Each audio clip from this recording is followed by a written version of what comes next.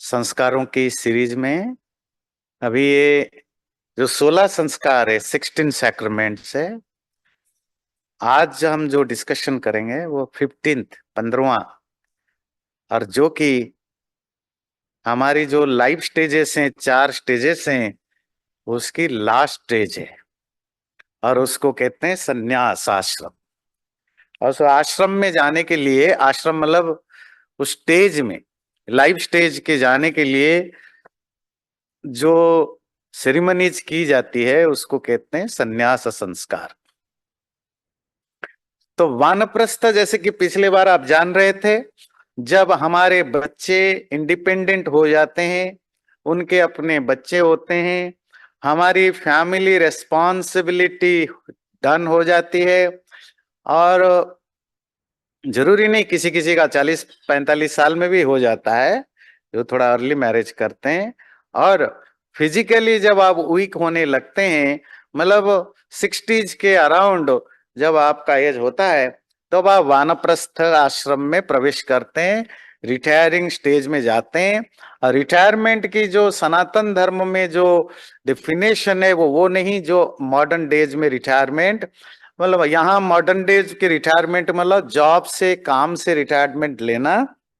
तो जो वानप्रस्थ आश्रम का भाव था, जिसमें आप जो भी काम करते हैं करते रह सकते हैं, आप फैमिली से डिटैच्ड होने की प्रैक्टिस करेंगे, फैमिली की रेस्पॉन्सिबिलिटी से हटेंगे। अभी गोल होगा आपके इंडिविजुअल, आप अपने फिजिकल मेंटल वेलबींग के लिए कोशिश करेंगे ज्यादा, स्पिरिचुअल वेलबींग के लिए आप स्वाध्याय तपस्या आदि ज्यादा ध्यान देंगे, और मैक्सिमम सोशल और कम्युनिटी सर्विस में अपने आप को इन्वॉल्व करेंगे। और जब आप सोशल या कम्युनिटी सर्विस में इन्वॉल्व करते हैं, उसमें ये भाव रख के करेंगे कि परमात्मा की कृपा से मेरा अपनी जो डूअरशिप है कि मैं कर रहा हूं, ईगो उसको कम करके। तो इस तरह के आप 10-15-20 साल तक जब लाइफ जीते हैं, तो आप अपने आप को अगले स्टेज के लिए फिजिकली मेंटली प्रिपेयर कर लेते हैं। अगला स्टेज है देखिए, एट द एंड हर व्यक्ति को जाना होता है, डेथ तो असेंशियल है ही।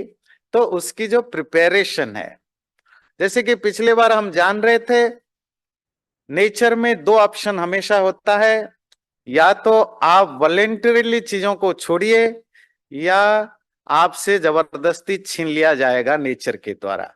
मतलब नेचर कहें, गॉड कहें, जैसा आपको कन्वीनियंट लगे, मतलब हमारी डेथ होनी है।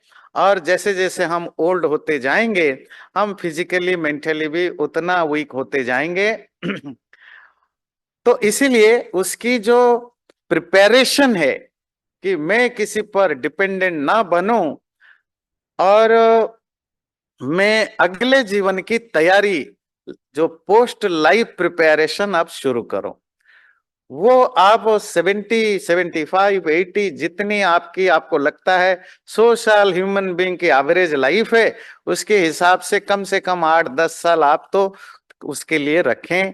उसको संन्यास आश्रम कहते हैं। संन्यास आश्रम मतलब सन्यासी लाइफ, मतलब रिक्लूसिव पर्सन। ये व्यक्ति, ए पर्सन जो धीरे धीरे वर्ल्ड से, दुनिया से, अपने आसपास की दुनिया से अपने आप को विड्रॉ कर देता है, हर तरह से विड्रॉ कर देता है। बाहरी चीजों में अब इंटरेस्ट कम रखने लगता है। अब पार्टियां बंद कर दी है, लोगों से मिलना जुलना कम कर दी। इसीलिए नहीं कि आप डिप्रेशन में जाएंगे, इसीलिए नहीं कि आप आइसोलेशन में जाएंगे, इसीलिए कि आप सॉलिटरी लाइफ जिएंगे। एक बार हमने बात की थी, आगे भी करेंगे। आइसोलेशन और सॉलिटरी में जमीन आसमान के अंतर है। आइसोलेशन जहां आप मजबूर होकर के अपने आप को दूसरों से अलग करते हैं, या आप अलग थलग पड़ जाते हैं, कोई आपसे पूछता नहीं है। सॉलिटरी जो आपकी वॉलेंटरीली आप वर्ल्ड से, एक्सटर्नल चीजों से अपने आप को अलग रखते हैं। और सॉलिटरी प्लेजरेबल होता है, आनंद देता है, खुशी देता है। और जो आइसोलेशन है वो डिप्रेसिव होता है। तो जहां वॉलेंटरीली चीजें होती हैं वो तो खुशी देगा ही देगा, पर प्रॉब्लम यही, जो जल्दी समझ जाए उसकी बुढ़ापा आसानी से बीतेगी।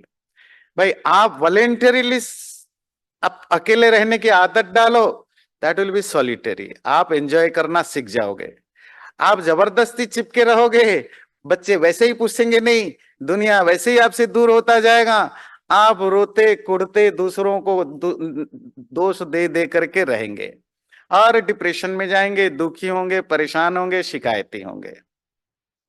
इसीलिए हमारे पूर्वजों ने, ऋषि मुनियों ने यह सिस्टम बनाया कि अब आप सारे जो तुम्हारी जिम्मेदारियां हैं, रिस्पॉन्सिबिलिटी जो तुमने खुद ही क्रिएट कर रखा है, मोस्ट ऑफ रिस्पॉन्सिबिलिटी हमने खुद ही कल्टीवेट करते हैं। उन बोझों को, उन रिस्पॉन्सिबिलिटी को अब उतार के फेंक दो।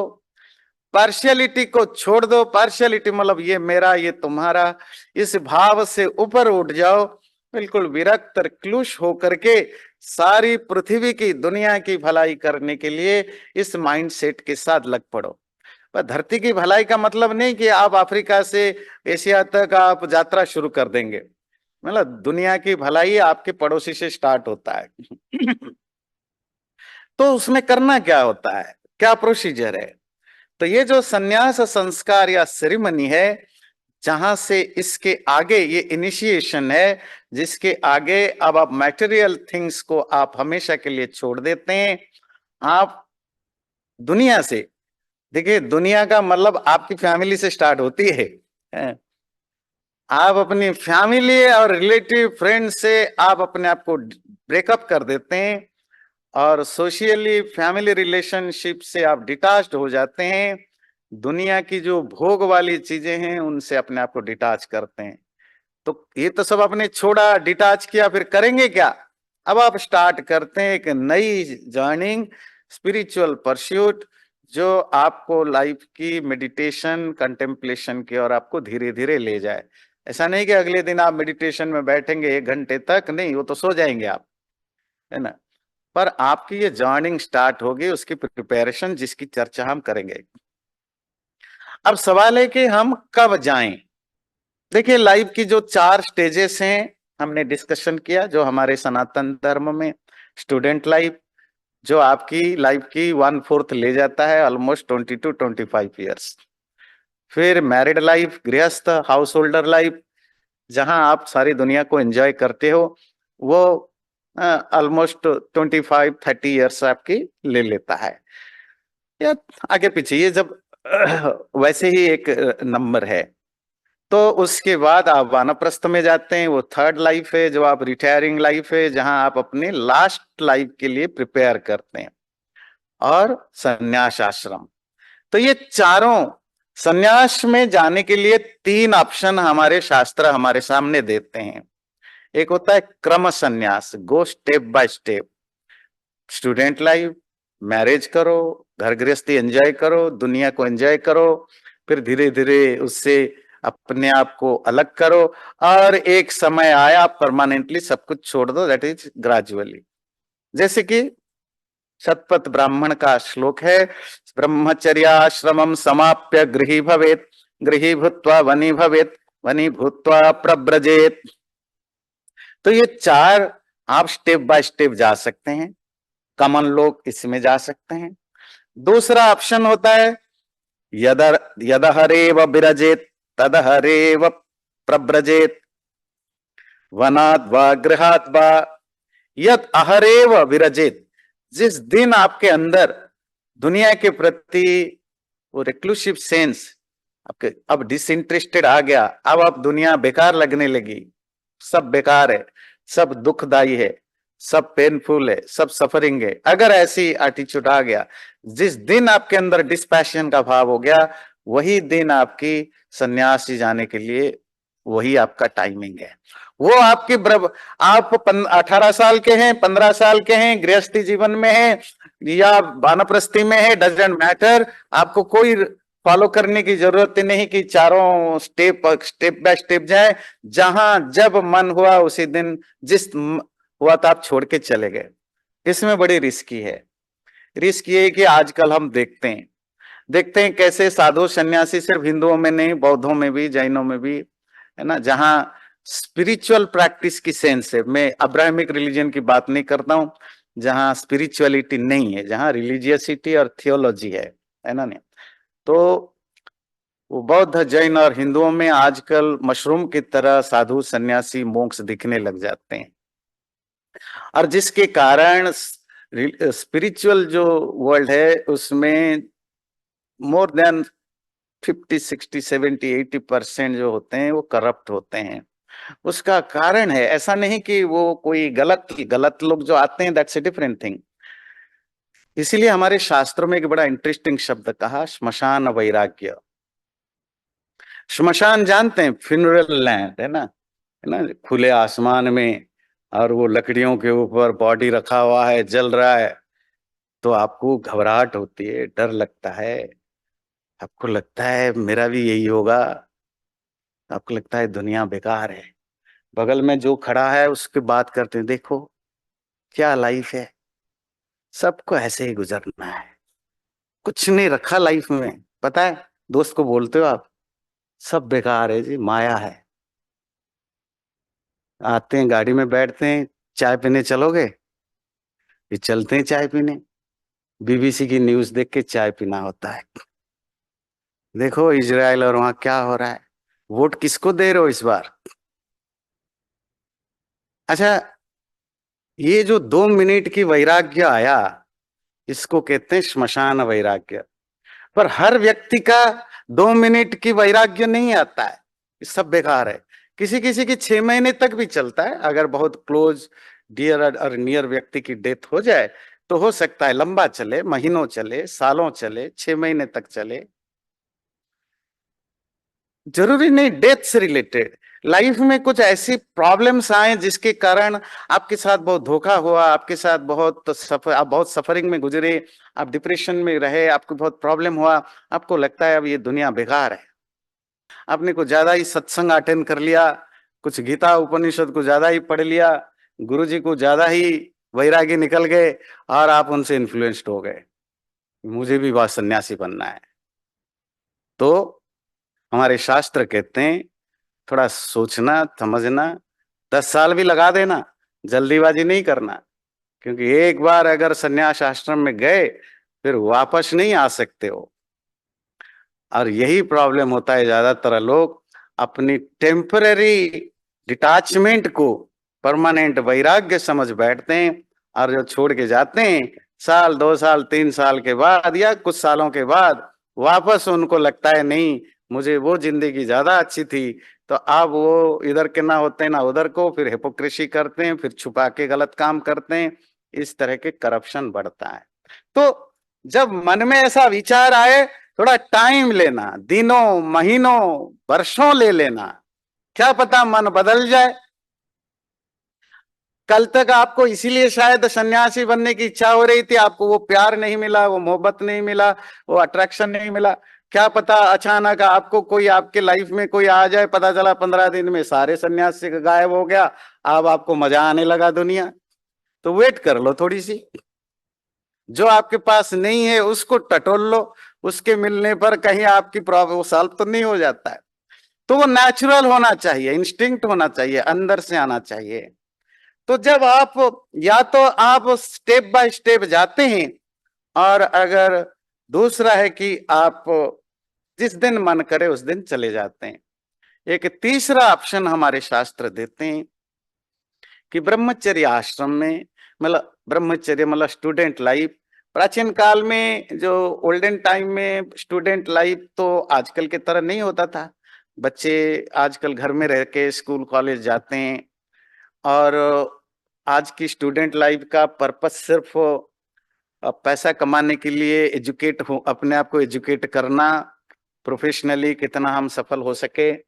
हमारे एजुकेशनल सिस्टम में या स्टूडेंट लाइफ में वो चीजें आप धीरे धीरे गायब हैं। डिसिप्लिन, लाइफस्टाइल, ये सब कल्चर, रिलीजन, ये तो सब बिल्कुल ही गायब हो चुका है। पर प्राचीन काल में, ओल्डन टाइम में, जो स्कूल या कॉलेज जिसको हम गुरुकुल कहते थे, रेजिडेंशियल स्कूल्स होता था, जिसमें स्टूडेंट को, इसीलिए उसका नाम था क्या, ब्रह्मचर्य आश्रम। ब्रह्मचर्य, ब्रह्मचर्य का आज की अंग्रेजी ट्रांस जो सेलिबेसी है वो नहीं था, ये सेलिबेसी वाला ट्रांसलेशन हमने तो कैथोलिज्म से अडॉप्ट किया है। और सच तो कहिए लाइफ लॉन्ग सेलिबेसी हिंदू शास्त्र बहुत ही कम प्रिस्क्राइब करते हैं, है ना। नहीं, वो तो बौद्ध धर्म में से हमने अडॉप्ट किया ये जो मोंक बनने का। ऐसा नहीं है कि हमारे यहाँ नहीं था। हाँ, जिन वो बहुत रेयरली कोई होता था जो ब्रह्मचर्य आश्रम के बाद सीधा सन्यासी बनता था। तो ब्रह्मचर्य का लिटरेरी मीनिंग होता है ब्रह्म मतलब ज्ञान, ज्ञान को परस्यू करना लाइफ में, और उस नॉलेज को परस्यू करते समय आपको बहुत सारे डिसिप्लिनरी चीजें करनी पड़ती थी। जैसे आप अपने सेंसेस को कंट्रोल रखेंगे, माइंड को कंट्रोल रखेंगे, खान पान को आपका लिमिटेड रहेगा, आपको पूरी तरह एक तरह के तपस्या, एक तरह के पेनेंस की लाइफ, ऑस्टेरिटी की लाइफ जीना पड़ता था, तपाना पड़ता था। और उस सेंसुअल कंट्रोल या सेंसेस को कंट्रोल करने के वन पार्ट है जिसमें लस्ट को कंट्रोल करना या जो फिजिकल नीड है उसको रोकना, जिसको ब्रह्मचर्य के साथ जोड़ा गया। तो ब्रह्मचर्य का एक कंपोनेंट है celibacy. Brahmacharya is not equal to celibacy. Brahmacharya की एक कंपोनेंट है सेलिबेसी। खैर वो अलग बात है। तो जो लोग ब्रह्मचर्य मतलब स्टूडेंट लाइफ में ही जिसको या बचपन में ही जिसको लगा कि नहीं मुझे वैराग्य आ गया, उस रिक्लूसिव सेंस आ गया, वो डायरेक्ट संन्यास आश्रम में जा सकता है। तो तीन कैटेगरी आप स्टेप बाय स्टेप जा सकते हैं। जो नॉर्मली 95-99% लोग प्राचीन काल में करते थे, और जरूरी नहीं कि हर व्यक्ति एट द एंड संन्यास आश्रम लेता था, बी ऑनेस्ट, है ना। नहीं, ऐसा नहीं कि आपके जो पूर्वज थे 1000-2000 साल पहले ऋषि मुनि के समय में 100% लोग संन्यास जाते थे, नहीं। ये हमारे शास्त्र ऐसा प्रिस्क्राइब करते हैं। अब जिसको जाना है जाते थे, जो नहीं जाना नहीं जाते थे। तो ऐसा कोई हार्ड रूल नहीं था कि आपको करना ही करना है। ये प्रिस्क्रिप्शन है, ये आपको बताया जाता है, ये बेस्ट वे है टू लिव। तो ये तीन तरह की प्रोसीजर है, आप स्टेप बाय स्टेप जाएं, या जब जिस दिन वैराग्य आए उस दिन छोड़ के चले जाएं, या जैसे बुद्ध चले गए, है ना, वो शादीशुदा थे, विवाह था तब, पर जब हुआ तो छोड़ के चले गए, वो कैस। तो या आप स्टूडेंट लाइफ में सीधे चले जाएं। अब अगला है कब जाना नहीं चाहिए, है ना, ये भी जरूरी है ना। मतलब बाबा कब क्यों कब नहीं बनना चाहिए, ये भी ध्यान रखे, सन्यासी कब नहीं बनना चाहिए। ऋणानि त्रीणि अपाकृत्य मनो मोक्षे निवेशयेत अनपाकृत्य मोक्षम तो सेवमानो ब्रजत्यध। वो व्यक्ति जो ये सब बिना किए सन्यास आश्रम में जाता है वो नरक में जाता है। ब्रजति अधः, अधः मतलब फॉल डाउन होता है, डाउनवर्ड जाता है। कौन? जिसने अपने ऋण नहीं चुकाया, कर्जा लेके क्रेडिट कार्ड में खा पी के चले गए। ये वाली तो एक पार्ट है, पर हमारे यहाँ ट्रेडिशनली और तीन क्रेडिट हैं।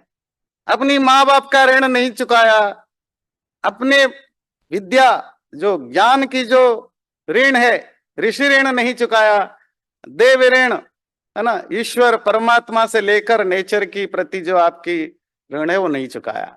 ये कब चुकता है? ये चुकता है जब आप हाउस होल्डर लाइफ में जाते हैं। तो मैरिड लाइफ बहुत जरूरी माना गया हमारे यहाँ। अगर सबसे बड़ा इंपॉर्टेंस किसी आश्रम को दिया गया है सनातन धर्म में, वो गृहस्थ आश्रम को दिया गया। मनोमुख्य निवासयेत अनपाकृत्य, और बिना ऋणत्रय को चुकाए अगर वो मुक्ति पाने के, लिबरेशन के में मन लगाने लग गया तो वो तो नीचे ही जाएगा। ये पहला।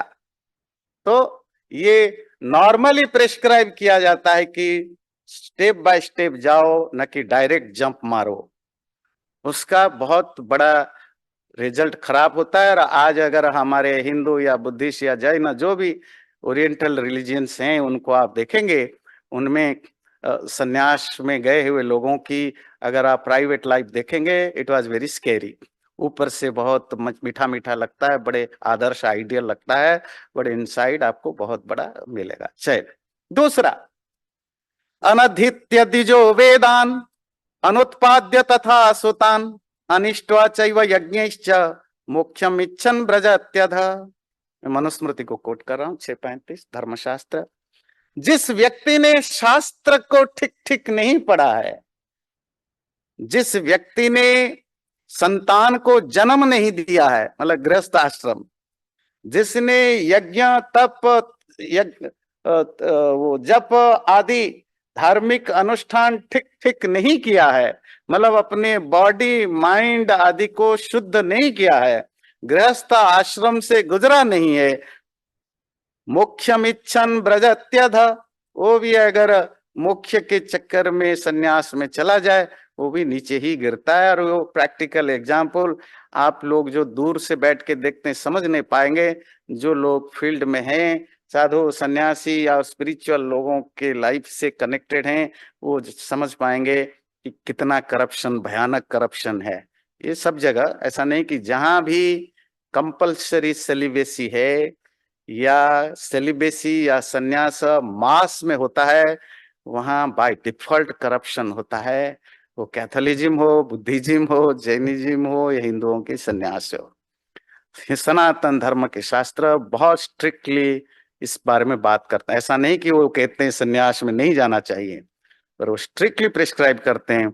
बिल्कुल वैसे जैसे कोई भी एजुकेटेड व्यक्ति ये प्रिस्क्राइब, पीएचडी करना, मास्टर करना द बेस्ट थिंग है, पर कोई भी एजुकेटेड स्मार्ट व्यक्ति ये नहीं कहेगा कि हर व्यक्ति एरा गेरा जो 10th फेल हो या 12th पास हो सब जाकर मास्टर करो। मास्टर डिग्री अच्छी चीज है, संन्यास में भी master degree, PhD degree, but her era गेरा जो 10वीं भी पास करने लायक नहीं, जो 12th भी पास करने लायक नहीं, वो मास्टर डिग्री करे। जैसे ये सोसाइटी में क्योस होगा इसी तरह का होता है जो आजकल हम देखने को मिलता है। अब सन्यासी आप बन गए तो अब क्या करें आप, तो 4-5 चीजें इस पर ध्यान देना है। एवं सन्न्यस्य कर्माणि स्वकार्य परमो स्पृह सन्न्यासेनापहत्य येनः प्राप्नोति परमाम गतिम। मनुस्मृति 696। जब आप अपने सब कामों को रिनाउंस कर देते हैं, रिनाउंस का अर्थ नहीं है कि आप काम छोड़ देते हैं, काम के पीछे की रिजल्ट की जो भाव छोड़ देते हैं, जब आप डूअरशिप की क्लेम छोड़ देते हैं इंटरनली, और किसी भी चीज के प्रति जो लॉन्गिंग है, जो पाने की इच्छा या जुड़े रहने की इच्छा, इस भाव को छोड़ देते हैं, तो आप अपने आप कर्मों से पैदा होने वाले जो भी संस्कार है जिसको हम पाप कहते हैं उससे आप छूट जाते हैं। और शास्त्र प्रिस्क्राइब, मैं सिर्फ मनुस्मृति को यहाँ कोट कर रहा हूं क्योंकि मैं आप 50वां शास्त्र तो कोट नहीं कर सकता, इतना टाइम की बाउंड है, तो बस मनुस्मृति को सिर्फ कोट कर रहा हूं। तो ये प्रिस्क्राइब किया जाता है कि अब जो सन्यासी है वो धर्म का जो 10 कंपोनेंट्स है उसको आप सीरियसली फॉलो करें। धर्म की 10 लक्षण कौन है, 10 कंपोनेंट, जो धृति, क्षमा, दमो, स्तेयम, शौचम, इंद्रिय निग्रह, धीर, विद्या, सत्यम, क्रोधो, दशकम धर्म लक्षणम, अर्थात फॉरगिवनेस, पेशेंस है ना, फॉरबियरेंस, धैर्य रखना, लोगों को क्षमा करना, माफ करना, forgiveness, self control, abstinence from unrighteous appropriation, बिना जिसमें इलीगली या अननेसेसरीली चीजों को होल्ड करना, और प्यूरिटी, अपने आप को प्यूरिफाई करते रहना, कंट्रोल, अपनी सेंसेस को कंट्रोल करना, धी, डिस्क्रिमिनेटिव जो आपकी पावर है बुद्धि उसको ज्यादा अच्छा बनाना। कैसे अच्छा बनता है बुद्धि, बुद्धि ज्ञानी न शुद्धति, जितना आपका नॉलेज बढ़ेगा उतनी आपकी बुद्धि शार्प होगी, उतना आपका विजडम शार्प होगा। तो बहुत ज्यादा आप पढ़ने लगिए, विद्या, इसके लिए आप मैक्सिमम अध्ययन करिए, पढ़िए लिखिए, और ऐसे शास्त्रों को पढ़िए जिससे आपको रियलिटी का ज्ञान हो, मैं कौन हूँ, संसार क्या है, शरीर क्या है, इन चीजों से रिलेटेड शास्त्रों को पढ़िए, जैसे कि उपनिषद है, दर्शन शास्त्र है, आदियों को अब आप ज्यादा पढ़िए। अगर सत्य लाइफ में अब आपकी इंटरनली एक्सटर्नली सच्चाई, ऑनेस्टी, ट्रूथफुलनेस को ज्यादा प्रैक्टिस करिए, अक्रोध, गुस्सा ना हो उसकी प्रैक्टिस करिए। ये जो 10 धर्म के लक्षण है ये बस सबके लिए तो यूनिवर्सल रूल है, पर संन्यास आश्रम में उसको बहुत ही सीरियसली प्रैक्टिस करने की जरूरत है। और दूसरी चीज होती है, कॉन्स्टेंटली ये प्रैक्टिस करने की जरूरत है। जब आप यज्ञ में आहुति देते हैं ना, आहुति देने के बाद बोलते हैं इदं न मम, दिस इज नॉट माइन। ये जो दिस इज नॉट माइन, इस एटीट्यूड को ग्रेजुअली बहुत ज्यादा डेवलप करने की जरूरत है। वो वानप्रस्थ आश्रम से ही स्टार्ट हो जानी चाहिए। मेरा नहीं है, ये मेरा नहीं है, मतलब मेरा नहीं है मतलब सिर्फ धन संपत्ति नहीं, इवन आपके बच्चे, आपका परिवार, कुछ भी मेरा नहीं है। ये इस तरह की एटीट्यूड को कल्टीवेट करने की जरूरत है। थर्ड कंपोनेंट है ये तीन ऐषणाएं, ऐषणा कहते हैं डिजायर्स, इच्छाएं। इसको दूर करने के लिए रिगोरियसली एक्ट करना। जब, वैसे ये सभी शास्त्रों में, पर मैंने ये जो मैंने कोट किया है, जब सन्यास आश्रम की दीक्षा होती है, मतलब इनिशिएशन होता है, जब कोई व्यक्ति मोंक बनता है, जो सेरेमनी होती है जो हम चर्चा कर रहे हैं अभी, सन्यास संस्कार, तो उस समय तो उसको ये संकल्प कराया जाता है, एक तरह के वो वाव लेता है, ओथ लेता है कि इसके बाद मैं क्या क्या करूंगा, क्या क्या नहीं करूंगा। तो ये एक मंत्र है, रिचुअल का एक पार्ट है। पुत्रेषण वित्तेषण लोकेषण मया परित्यक्ता मत्तः सर्वभूतेभ्यो अभयमस्तु। तो वो बोलता है, जब वो संन्यास संस्कार लेता है, कि इसके बाद मैं पुत्रेषण, ऐषणा कहते हैं इच्छा, डिजायर, पुत्र कहते हैं चिल्ड्रन। पुत्र का मतलब सन नहीं होता है संस्कृत में, पुत्र का अर्थ होता है चिल्ड्रन, प्रोजेनी। तो मैं प्रोजेनी की इच्छा, वित्तेषणा धन, वेल्थ, प्रॉस्पेरिटी की इच्छा, लोकेशणा नेम, फेम, रिकॉग्नाइजेशन, इन सब की इच्छा को अभी से त्याग रहा हूं। तो तीन चीजें जो आपको सब बुरा काम करने के लिए मजबूर करता है, अच्छा बुरा हर तरह के काम करने के लिए हमें फोर्स करता है। ये लालच फालच ये सब बाद में आते हैं। अगर हमारे अंदर ये तीनों में से कोई भी इच्छा हो, पुत्रेषण, ये जो संतान पैदा करने की इच्छा, जिसका एक्चुअल भाव होता है लस्ट, है ना, नहीं, ये बहुत बहुत स्ट्रांग इमोशन होता है। वित्तेषण, पैसा, धन, संपत्ति, वो तो सारी दुनिया में देखते हैं, बच्चे माँ बाप को भी मार डालते हैं, भाई भाई की लड़ाई है, भाई बहन की लड़ाई है, बच्चे माँ बाप की लड़ाई है। पैसा और वेल्थ के लिए सारी दुनिया की हिस्ट्री भरी पड़ी है। कितना पाप हम करते हैं, जरूरी नहीं हर व्यक्ति पाप करता है, अच्छे काम भी से भी पैसा कमाते हैं। और लोकेशणा सबसे खतरनाक ऐषणा होती है। ये जैसे कहते हैं ना, व्हाइट कलर क्राइम के भी बड़े लेवल होते हैं। एक होता है व्हाइट कलर क्राइम, है ना, जो आम लोगों को पता ही नहीं चलता, जैसे बड़े बड़े लोग करप्शन करते हैं, और वो करप्ट, अब जो चोर है ना, वो आपके घर में टीवी चुराएगा, फोन चुराएगा ना, ये तो ब्लू कलर क्राइम है। छोटा मोटा पिटाई ज्यादा खाता, वही जेल में सड़ता हुआ है, हर कोई उसको सोशली उसको बुरे नजर से देखा जाता है। व्हाइट कलर क्राइम क्या होता है, आप घपला करते हो, है ना, कितने की, मिलियंस की, बिलियंस की, तब भी आपकी सोसाइटी में रोब रहता है, लोग आपको मानते हैं, पर आप करप्शन करते हो, आप क्राइम करते हो। इसी तरह ये जो लोकेशन है, ये व्हाइट कलर बीमारी है। क्या है, नाम और नेम और फेम और सोशल रिकॉग्नाइजेशन के लिए जो जब हम बहुत पड़ जाते हैं, दुनिया में जितनी भी बड़ी बड़ी लड़ाइयां कहिए, जो भी खराब चीजें हुई हैं, उनमें वेल्थ की इच्छा की परसेंटेज निकाले कम निकलेगा, सेक्स के कारण भी कम निकलेगा। जो मेन कारण है पूरी सोसाइटी दुनिया में जितने भी केवश होते हैं, उसका कारण होता है कुछ लोगों को दूसरों के सामने बहुत बड़ा बनना है, बहुत बड़ा बनना है। ये बड़ा क्या होता है, नेम, फेम, है ना। इसीलिए लोकेशन, जिसको हम आजकल कहते हैं एम्बिशन, एक व्यक्ति के एम्बिशन के कारण इकोसिस्टम कैसे खराब हो जाता है ना। तो ये तो तीन तरह की ऐषणाएं हैं, ये तीन ऐषणाएं आज से मैं त्यागूंगा। ना मैं नेम फेम के पीछे पड़ा रहूंगा, सोशल रिकॉग्नाइजेशन अप्रिसिएशन के पीछे, ना मैं धन संपत्ति की इच्छा रखूंगा, ना लस्ट या सेक्सुअल डिजायर से भी दूर रहूंगा।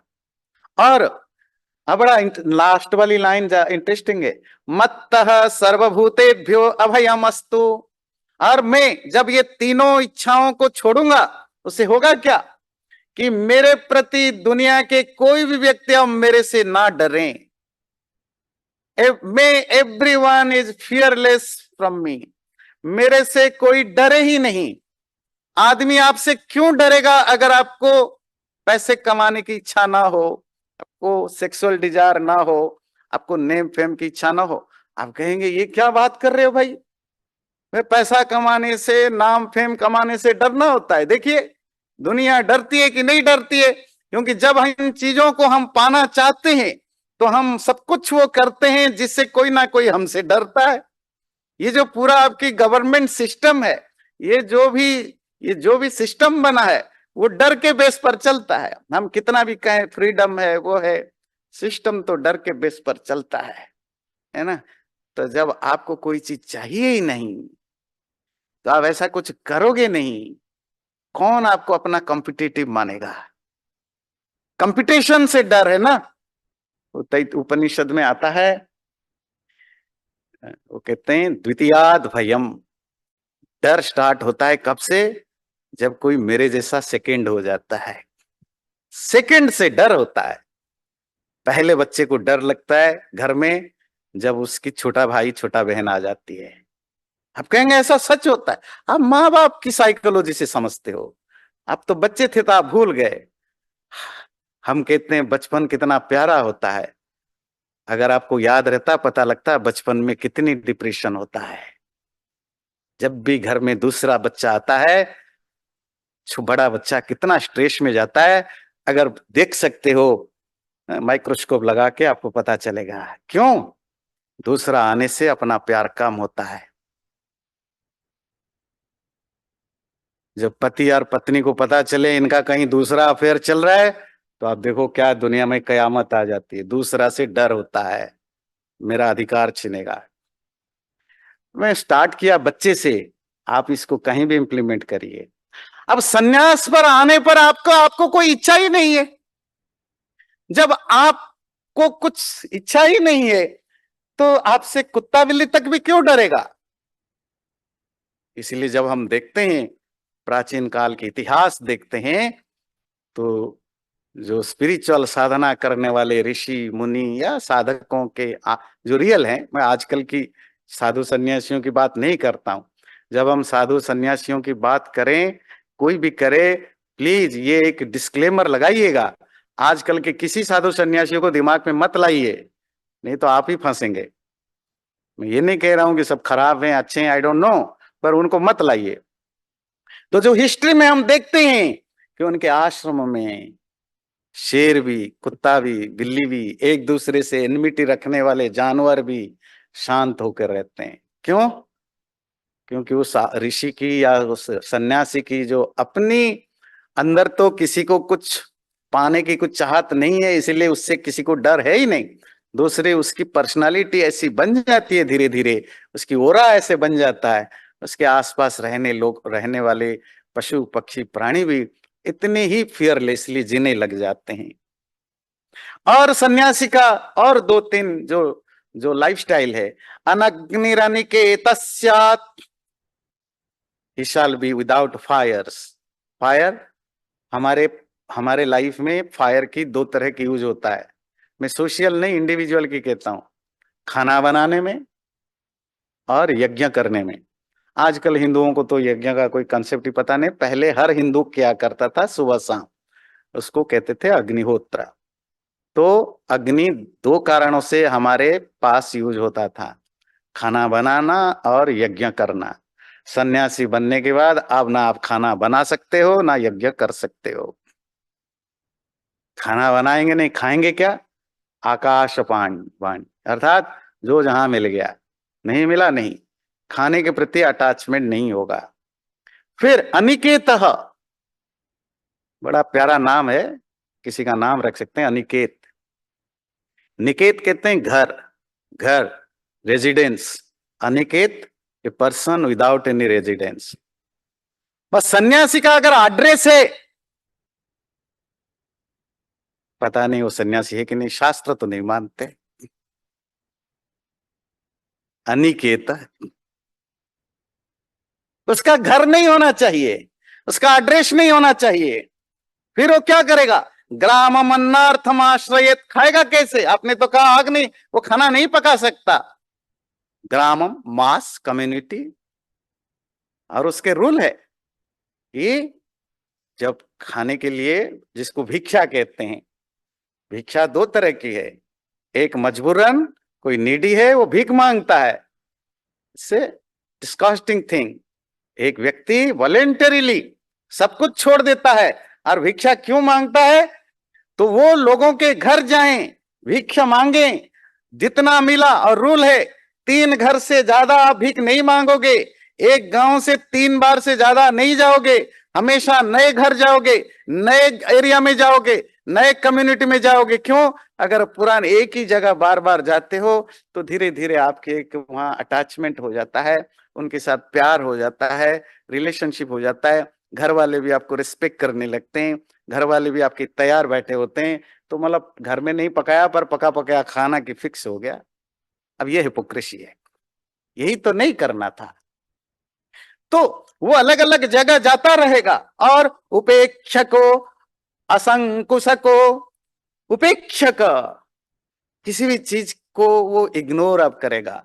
उसके लिए कोई ना ह्यूमन बीइंग, ना कोई वेल्थ, ना प्रॉस्पेरिटी, किसी भी चीज के लिए जब आप इंटरेस्ट कम हो जाता है तो आप हर चीज को इग्नोर करने लगते हो। आपको कोई फर्क नहीं पड़ता, आपको कोई बुरा मानता है, अच्छा मानता है, कुछ को तो डोंट केयर। मुनिर्भाव समाहितः, मोस्ट ऑफ टाइम आप साइलेंट रहोगे, साधना में अपनी टाइम बिताओगे।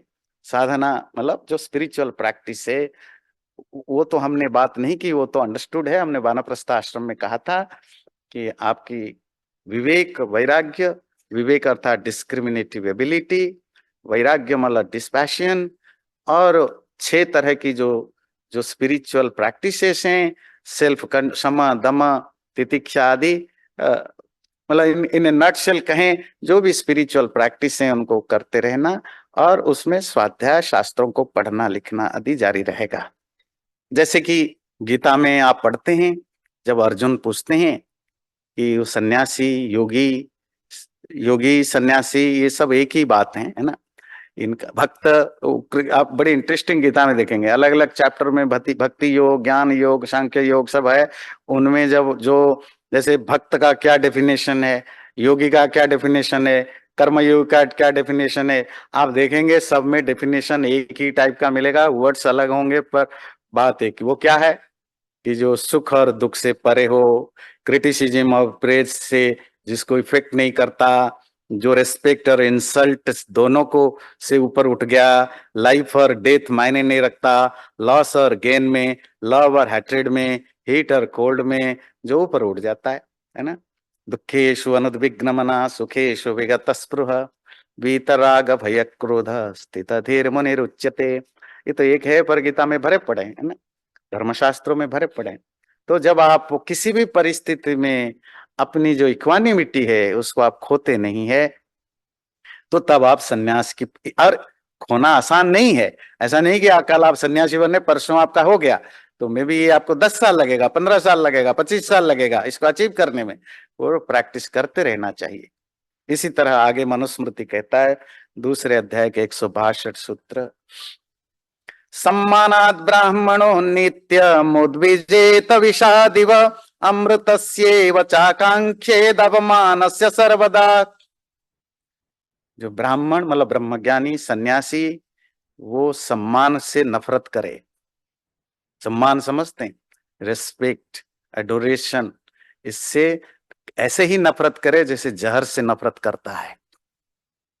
और अमृतस्य च आकांक्षा, आकांक्षा इदवेव अवमानस्य, और जब ह्यूमिलिएशन हो उसको नेक्टर की तरह स्वीकार करे, ऐसे एटीट्यूड बनाए। उससे क्या होता है पता है? अगर आप वॉलेंटरीली ह्यूमिलिएशन को एक्सेप्ट करते हैं, आपकी ईगो चूर चूर होता है, चूर चूर होता है। और स्पिरिचुअलिटी की अचीवमेंट तब स्टार्ट होती है जब आपकी ईगो जीरो में पहुंच जाता है। और ये बड़ा इंटरेस्टिंग जो पॉइंट है कि सम्मान से दूर रहो, ये योग दर्शन में पतंजलि भी बहुत डिटेल में डिस्कशन करते हैं इसी पर। वेदांत में बादरायण भी डिस्कशन करते हैं। अभी वेदांत क्लास चल रहा है, हम अभी चतुर्थ अध्याय में पहले पाद में, उसमें भी बड़े डिटेल में आया ये। हाँ, तो आप कोई भी शास्त्र उठाओ ये स्पिरिचुअलिटी से रिलेटेड, उसमें ये भरमार पड़ा है। अगर आप स्पिरिचुअल लाइफ में जाते हो तो सम्मान को जहर समझो। और पतंजलि और महर्षि व्यास तो इवन स्पेसिफिकली रिकमेंड करते हैं ऐसा व्यक्ति स्टेज पर ना जाए, किसी के द्वारा इनवाइटेड होने पर ना जाए, और जितना ज्यादा प्राइवेसी सीक्रेसी अपने लाइफ में रख सकें, स्पिरिचुअल प्रैक्टिस को रखें। किसी को पता ना होना चाहिए कि आप स्पिरिचुअल प्रैक्टिस में कितने आगे तक जाते हैं। क्यों? वो कहते हैं जब आप स्टेज में लोगों के बीच में जाएंगे तो जैसे कि लोगों की श्रद्धा है, लोगों की अपनी एक नेचुरल श्रद्धा है, जो स्पिरिचुअल पाथ पर जाते हैं श्रद्धा है, वो आपको रिस्पेक्ट करेंगे। हो सकता है शुरू में आपको उसका फर्क न पड़े, पर बार बार करने लगेंगे तो आपको अच्छा लगने लगेगा। अच्छा लगने लगेगा, फिर जब जब जब आपको तारीफ अच्छा लगने लगेगा तो बुराई फिर ऑटोमेटिकली बुरा लगने लगेगा। फिर आप तो वो 10 साल की तपस्या से सीधे नीचे ही आ गए। अच्छे बुरे से ऊपर उठना था, निंदा प्रशंसा से ऊपर उठना था। अब अच्छा बुरा लगने लगा तो फिर आप उसी चक्कर में आ गए। इसीलिए आप सम्मान को जहर की तरह समझें। मतलब मैं आपको नहीं कह रहा हूं मतलब सन्यासी के लिए एड्रेस करके मनुस्मृति कहता है कि यह सन्यासी सम्मान को जहर की तरह समझाना और ह्यूमिलिएशन को अमृत की तरह समझना।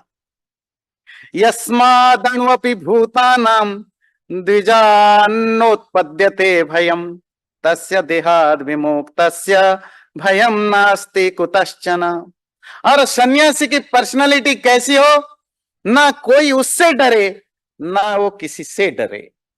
वो किसी से ना डरे, उसको ना कुछ पाने का डर है ना खोने का डर है, ना मरने का डर है। वो समझ गया मरना एक cycle, life part of life है, साइकिल है, बॉडी छूटता है, आत्मा दूसरे शरीर में जाता है, नॉट ए बिग डील। मतलब आपके लिए हमारे लिए बिग डील की बात नहीं, मैं सन्यासी की बात कर रहा हूं ना। आप बिल्कुल नहीं घबराइए, इनमें से कोई भी मैसेज आपको बिल्कुल इंपेल नहीं करता प्रैक्टिस करने की। ये सिर्फ आपको एक इंफॉर्मेशन दिया जाता है। ये तो अगर आप कभी आपके अंदर वैराग्य जगता है तब, बस कुछ चीजें इंफॉर्मेशन के लिए होता है, उसमें घबराने की जरूरत नहीं, एंजाइटी पालने की जरूरत नहीं। क्या आचार्य जी आज बोल रहे हैं, हमारी तो लाइफ ही खराब कर देंगे, है ना यस्मात् अणुअपि भूतान, कोई भी क्रिएचर उस सन्यासी से अणु मतलब इवन सटलेस्ट फॉर्म में भी उससे नहीं डरता है, और वो खुद से भी किसी से नहीं डरता। ऐसी सिचुएशन उसकी हो जाती है। जब सन्यास आश्रम में वो संस्कार होता है ना, जो आज हम चर्चा कर रहे हैं, सन्यास संस्कार, उसकी जो इनिशिएशन होता है सेरेमनी, आपको पता है जब पूरी तरह सन्यास संस्कार डन हो गया, अब उसने सन्यास दीक्षा ले ली, इस मूवमेंट से अब वो सन्यासी बना। आपको पता है उसकी नेक्स्ट रिचुअल क्या होता है? उसकी श्राद्ध कर्म। श्राद्ध जानते हैं? मरने के बाद जो होता है आफ्टर डेथ। उस सन्यासी की इसका जो पास्ट है वो अब आज से मर गया। अभी तक वो एक डॉक्टर था, इंजीनियर था, प्रोफेसर था, कुछ था, इसके बाद वो मेरे से रिलेटेड नहीं है। I had no past, I am nothing. नाम भी, जिस नाम से आज तक मेरी फेम था, नाम था, लोग मुझे जानते थे, जिनसे मेरी रिश्ता थी, मेरे बच्चे जिस नाम से मुझे जानते थे, मेरे फ्रेंड जानते थे, अगर मैं बहुत बड़ा आदमी हूं दुनिया में, जिस नाम से जानते थे वो नाम भी बदल दिया जाता है। उसको एक नया नाम दिया जाता है। क्यों? क्योंकि वो नाम रहेगा, फिर वो नाम से तुम कनेक्टेड हो गए, वो नाम चेंज कर दिया जाता है। और आज से तुम किसी भी वर्ण से अब तुम कनेक्टेड नहीं हो। अब जो मैं हूं, और वो मैं is just a nobody, जिसको कहते हैं ना पर्सोना नन ग्राटा, मेरे होते हुए भी मैं अब एग्जिस्ट नहीं करता हूं। तो जब मैं एग्जिस्ट ही नहीं करता हूं, मुझे कोई गाली दे तो क्या फर्क पड़ता है, कोई तारीफ करे तो क्या फर्क पड़ता है, खाना मिले तो क्या फर्क पड़ता है, ना मिले तो क्या फर्क पड़ता है। इसीलिए उसकी श्राद्ध की जितने भी रिचुअल होते हैं लास्ट राइट की, वो उस दिन उसके लिए वो फैमिली अब नहीं रहा, उस फैमिली के लिए भी वो व्यक्ति अब नहीं रहा। अब अगर फैमिली दोबारा उससे मिलने भी जाए, not as a family member, as a common man, अब वो ना पिता है, ना पति है, ना पत्नी है, ना माँ है, ना भाई है, ना बहन है, नथिंग। आप कहेंगे इतनी रिगोरियस रोल की क्या जरूरत है, कुछ ज्यादा ही नहीं हो गया? ज्यादा तो मरना भी ज्यादा ही है। मरना तो पड़ता है कि नहीं पड़ता है? पर अगर आप 10 साल पहले मरने के लिए प्रिपेयर करने लगे, केवल मरने के लिए नहीं, मरने के बाद भी लाइफ बेटर है उसकी प्रिपेयर करने लगे, तो मरने से होता क्या है, डर लगता है। अब आप निर्भय अभय हो जाते हैं। तो कंक्लूजन, एवं सन्न्यस्य कर्माणि स्वकार्य परमो स्पृह सन्यासेन पहत्ययेन प्राप्नोति परमाम गतिम। इस तरह जब वो सब कर्मों को त्याग देता है, दुनिया से डिटाच्ड हो जाता है, डिस्पैशन से भर जाता है, तो मरने के बाद वो परम गति, जो एब्सोल्यूट गोल है, हाईएस्ट स्टेट है, उसको वो प्राप्त करता है। तो इन कंक्लूजन, जो सन्यासी है वो एक तरह के कॉस्मोपॉलिटन हो जाता है। कॉस्मोपॉलिटन पर्सन भी, उसका ना अब कोई देश है, ना धर्म है, ना रिलीजन है, ना कल्चर है, ना फैमिली है, nothing. Physically he has nothing, he has no possessions, his home is open sky, he is a roaming promulgator of God's wisdom। अब वो रहेगा, अब वो लोगों के साथ भी रहेगा, और लोगों को एजुकेट करेगा, लोगों की भलाई के लिए काम करेगा, indifferent to his own comforts and conveniences। His own concern is to make mankind, with it the whole animal kingdom, comfortable and happy। ये वैराग्य क्या चीज है, जो मैंने शुरू में बताया, ये थोड़ी सी डिफाइन होना जरूरी है। ये वैराग्य जो आपकी सीड है सन्यास बनने का, वो एक, it's a burn up divine realisation. आपको सचमुच ये फील होता है कि समथिंग बेटर इज देयर, ये वर्ल्ड अब काम का नहीं है। It's a divine understanding. It is not born of frustration or escapist attitude, not born of defeatism। मतलब मैं लाइफ में हारा हूं, लूजर हूं, परिवार मुझे पूछता नहीं है, फाइनेंशियली बैंकरप्ट हो गया, या कुछ और प्रॉब्लम हुआ, मेरे साथ बहुत बुरा हुआ, फिजिकली मैं पेन में हूं, इसीलिए मैं सन्यासी ले लूं। ये लूजिंग माइंडसेट सन्यासी के लिए नहीं है। सन्यासी तो वीर होता है, योद्धा होता है, वॉरियर होता है, इंटरनली प्योर होता है। अगर इनमें से किसी कारण से कोई सन्यासी बनता है, फिर वो हिपोक्रेट बनता है। But born of an insight into the nature of things, a clear understanding of the nature of life, the wisdom of the existence and its completeness। So you don't want anything, not because you cannot get things, but because you have realized the interconnectedness of things and the unity of all purpose in consciousness। All desires get hushed, sublimated, and boiled down to the divine being only when this realization comes। आप में से किसी को लगेगा ये सब hypothetical है, इसका कोई सेंस नहीं, कोई लॉजिकल नहीं। वो तब तक लगेगा जब तक आप इस फील्ड में नहीं आते हैं। इन ऋषियों के, मुनियों के, जो इस फील्ड में गए हैं, गुजरे हैं, जिन्होंने अपने एक्सपीरियंस को शेयर किया, कहाँ शेयर किया? उपनिषदों में, शास्त्रों में। उनको पढ़ेंगे तब पता चलेगा। It's a matter of experience. जिनको इंटरेस्ट नहीं, डोंट वरी। ना आपको क्रिटिसाइज करने की जरूरत है, ना घबराने की जरूरत है। पर जो इस बात पर जाते हैं, इस पर पहुंचते हैं, उनको पता है कि इसकी क्या मजा है, क्या आनंद है। ऐसा नहीं कि वो कोई सैक्रिफाइस करते हैं, ऐसा नहीं कि वो कोई एहसान कर रहे हैं।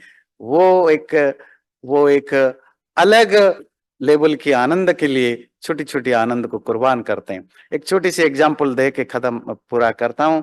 एक बार मैं जब दिल्ली में था, एक आर्य समाज में, तो एक यंग सन्यासी आए थे। तो उनका प्रवचन था। तो जब उनको इंट्रोड्यूस करा रहे थे जो वहाँ के अधिकारी थे, तो उन्होंने बताया कि देखो, आपको पता है आजकल तो ये है ना, जो सन्यासियों की भी इंट्रोडक्शन होता है, खुद भी इंट्रोडक्शन करते हैं भाई। वो आईआईटी का पढ़ा हुआ, आईआईएम का पढ़ा हुआ, इधर का आईए मेडिकल किया हुआ, इतना बिजनेस किया था, छोड़ के, मतलब सन्यासी होने पर भी वो इंट्रोडक्शन चलता रहता है। तो वो यंग सन्यासी होंगे 30-35 साल का, उनका इंट्रोडक्शन कराया। देखिए, ये प्रोफेशनली इंजीनियर थे, वो आईआईटी पता नहीं खड़गपुर ये कहीं के थे, उन्होंने ये किया वो किया। तो उन्होंने खूब तारीफ किया। आप देखो, छोड़ छाड़ के सब सन्यासी बने, तालियां बजाए। वो बोला। तो जब सन्यासी की बारी आई बोलने के लिए, तो उन्होंने जो बात की 30-35 साल पहले की, पर आज भी मुझे वो याद है, क्योंकि वो कुछ चीजें आपके दिल में डायरेक्ट चुभता है। तो उन्होंने बोला कि मुझे पता नहीं ये लोग मेरी तारीफ कर रहे थे कि मुझे बुराई कर रहे थे, निंदा कर रहे थे। मुझे इनकी बातचीत से लगा वो मुझे स्टूपिड समझते हैं और एक एक इग्नोरेंट समझते हैं कि मैंने कुछ छोड़ छाड़ करके आ गया। छोड़ छाड़ आने की बात आप ऐसे कर रहे हैं जैसे इंजीनियर होना, डॉक्टर होना इज ए बिग थिंग, और मैंने सैक्रिफाइस करके ये सन्यास आश्रम में आया। आप जितना मुझे बुद्धू समझते हैं, मैं नहीं हूं। मैंने कोई त्याग नहीं किया है। मुझे कुछ बेटर अचीव करना था, मैं उसलिए स्मॉल छोटे छोटे चीज को छोड़ा है। तो मुझे इतना आप भी बेवकूफ मत समझे कि मैंने कुछ त्याग किया है। पर इसको बोलने के लिए भी गट्स चाहिए। पर आजकल आपके 90% साधु सन्यासी तो बिजनेस के करने वाले लोग में आते हैं। Thank you very much. ध्यान से सुना। ओम शांति। चैनल को सब्सक्राइब जरूर करें और वीडियो अच्छा लगे लाइक भी जरूर करें।